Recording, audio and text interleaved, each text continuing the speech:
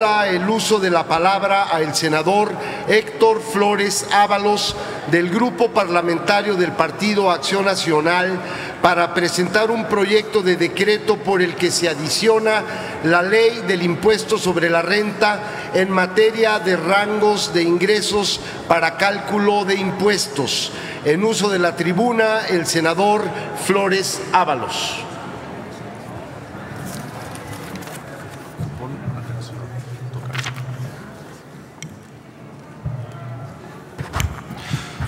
Gracias, senador presidente. Muy buenas tardes, compañeras y compañeros senadores. Vengo a presentar un par de iniciativas en materia fiscal, fundamentalmente, que he tratado de incluir como parte de un catálogo de medidas que buscan reactivar la economía de México, pero sobre todo que buscan atender una preocupación que me parece es central en el momento en que nos encontramos actualmente de cara a este proceso de renegociación del Tratado de Libre Comercio de América del Norte y particularmente en respuesta a algunas medidas que ha adoptado el Congreso norteamericano igualmente en materia fiscal.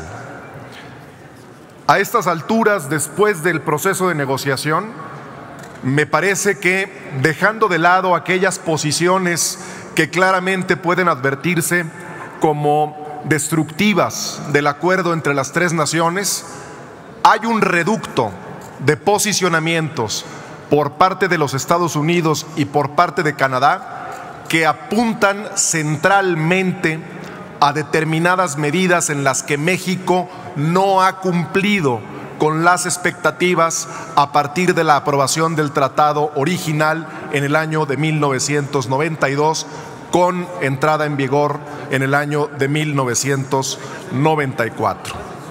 Una de ellas, particularmente, tiene que ver con lo que hemos denominado una agenda de competitividad y que pensamos que a través de determinadas medidas fiscales podemos ayudar a la reactivación y al arranque de la economía mexicana en términos que no se han tenido hasta el día de hoy.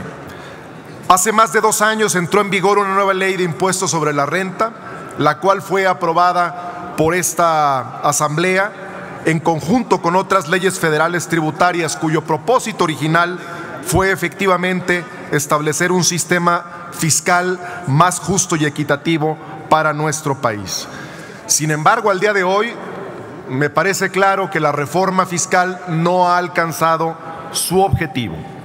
Indudablemente hay factores externos, entre los cuales pueden mencionarse la baja en los precios del petróleo, el tema de la falta de implementación de la reforma energética, probablemente el endeudamiento o sobreendeudamiento del gobierno, aunado evidentemente a los vaivenes de la negociación en este Tratado de Libre Comercio y a las posturas a veces irracionales del gobierno de los Estados Unidos de América.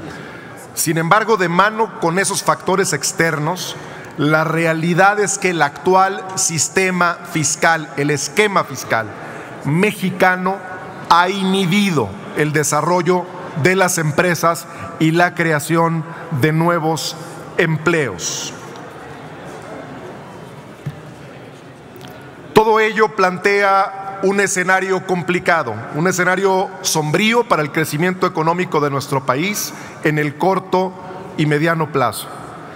Recordemos que hace poco más de 20 años sufrimos una de las crisis económicas más severas, donde todos padecimos los efectos negativos, en la que de no haberse contado con el apoyo de gobiernos de otros países, fundamentalmente el de los Estados Unidos de América, el país hubiera enfrentado una espiral perniciosa que seguramente dejaría a México en la situación financiera más delicada de su historia reciente. Ante ese escenario, es urgente una modificación a la política tributaria, básicamente para incorporar un esquema de tributación fácil y sencillo que ayude a revertir los efectos nocivos que se están dando al desarrollo de la economía mexicana y que concretamente y de manera muy puntual coadyuve en el impulso y fortalecimiento de la micro, pequeña y mediana empresa, que es la creadora de empleos y es la parte fundamental del crecimiento de la economía nacional. En ese sentido, y de la mano con lo que argumentaba yo al principio, de apuntar a una agenda de competitividad que sobre todo centre sus decisiones en la reactivación del mercado interno, vengo a presentar este conjunto de iniciativas que tienen como propósito lo siguiente. Primeramente, estamos planteando la adición de un capítulo al título segundo de la Ley del Impuesto sobre la Renta, donde pretendemos crear un régimen opcional para las personas morales y para las personas físicas que realicen actividades empresariales con ingresos anuales que no superen los 250 millones de pesos. A este segmento de las pequeñas y medianas empresas y de las personas físicas con actividad empresarial se les aplicaría una tasa reducida que variaría del 5% al 12% conforme a su nivel de ingresos, pero sin deducción alguna. Este es un régimen optativo. ¿Qué es lo que se está pretendiendo? Se está pretendiendo una simplificación del trámite fiscal y se está pretendiendo evidentemente aligerar la carga para quienes son los principales proveedores de empleo y los principales generadores de riqueza. El monto de ingresos no es arbitrario. El monto de ingresos de hasta 250 millones de pesos y la clasificación que estamos proponiendo surge precisamente del acuerdo mediante el cual se dan a conocer las reglas de operación del Fondo de Apoyo a la Micro, Pequeña y Mediana Empresa, que ya está publicado en el Diario Oficial de la Federación y que forma parte de la reglamentación con la que se conduce la Secretaría de Economía. Por otro lado, estamos planteando una modificación que también creemos central a la Ley del Impuesto al Valor Agregado.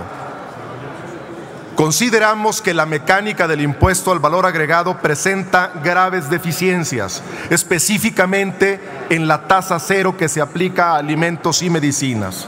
Proponemos la modificación del artículo 2A de la Ley del IVA a fin de solucionar las limitantes recaudatorias del gravamen. Estamos pretendiendo eliminar la perversidad de devolverle a las grandes empresas de ese sector cantidades de impuestos que no necesariamente se ven reflejadas en beneficio del consumidor final, que es quien acaba pagando este impuesto. Se propone, por lo tanto, una tasa del 3% en lugar del 0%, pero esto de la mano con una reducción a la tasa general del 16 al 10%. Estamos planteando, por lo tanto, modificar el régimen de alimentos y medicinas, pero también modificar el régimen de la tasa general, disminuyendo esa tasa del 16 al 10%. Y finalmente, compañeras y compañeros, incluimos en esta propuesta un aspecto que me parece fundamental. Esta que es la Casa del Federalismo, en mi opinión, ha descuidado el fortalecimiento de las finanzas de los estados como el eje principal para apuntalar su verdadera autonomía. Estamos proponiendo que en este régimen fiscal de reducción del 16% al 10% en la tasa general, los estados tengan la posibilidad de gravar el consumo hasta en un 5% y se hagan administradores conjuntamente con la federación de ese recurso. Finalmente, compañeros, no quisiera dejar pasar la oportunidad de cerrar esta presentación de iniciativas con el mismo mensaje que inicié. El proceso de negociación del Tratado de Libre Comercio plantea retos importantes. Indudablemente, plantea también la posibilidad de analizar opciones, otros mercados, fortalecer las relaciones de México hacia el exterior. Pero si no tenemos la capacidad de voltear a ver al mercado interno como el principal motor del desarrollo, estaremos perdiendo la oportunidad histórica de tomar este arduo proceso de negociación y ciertamente complicado proceso de negociación para México como uno de los pilares fundamentales del desarrollo futuro. Por su atención, muchas gracias, compañeros. Muchas gracias, senador Héctor Flores. Sonido en el escaño del senador Víctor Hermosillo. ¿Con qué objeto? Y con el objeto de pedirle si me permite unirme a esta propuesta. Senador Flores. Es anuente el senador Flores. Solicito a Servicios Parlamentarios recabe la firma de don Víctor Hermosillo, que ha solicitado suscribir la iniciativa del senador Flores, y el de la voz solicita lo mismo si el senador Flores es anuente. Daremos los turnos correspondientes a las iniciativas del senador Flores Ábalos, el proyecto que adiciona la ley del impuesto sobre la renta y el proyecto que reforman y adicionan la ley del impuesto al valor agregado se turnan ambas a la Cámara de los Diputados. Enseguida tiene el uso de